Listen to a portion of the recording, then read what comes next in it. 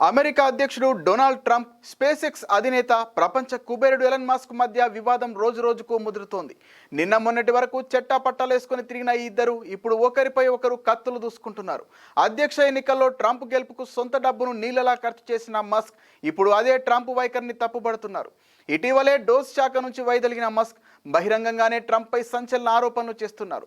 ప్రస్తుతం వీరి మధ్య విభేదాలు కొత్త చర్చకు దారితీశాయి. ట్రంప్తో విభేదాల వేళ ఎలన్ మస్క్ ప్రత్యక్ష రాజకీయాల్లోకి వచ్చే అవకాశాలు కనిపిస్తున్నాయి. ఈ నేపథ్యంలో కొత్త రాజకీయ పార్టీ ఏర్పాటు గురించి మస్క్ ఎక్స్లో పోస్ట్ పెట్టారు. మధ్య వయస్కుల్లో 80% అమెరికన్లకు ప్రాతినిధ్యం వహించేలా కొత్త పార్టీ స్థాపించడానికి ఇది తగిన సమయమేనా అంటూ తనకున్న 20 కోట్ల మందికి పైగా ఫాలోవర్లను ప్రశ్నించారు. దీనికోసం పోల్ పెట్టారు.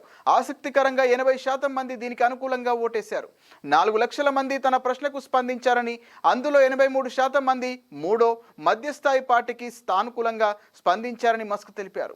ప్రజలు చెప్పారు, 80% మందికి ప్రాతినిధ్యం వహించేలా కొత్త పార్టీ ఇప్పుడు అవసరమే. దీన్ని 80% మంది అంగీకరించారు అని మస్క్ వెల్లడించారు. ఆ తర్వాత ది అమెరికా పార్టీ అంటూ మస్క్ మరో పోస్ట్ చేశారు. తన కొత్త పార్టీకి మస్క్ ఇదే పేరు పెట్టబోతున్నారంటూ ప్రస్తుతం చర్చ మొదలైంది. అయితే దీనిపై మస్క్ నుంచి ఇంకా ఎలాంటి అధికారిక ప్రకటన రాలేదు.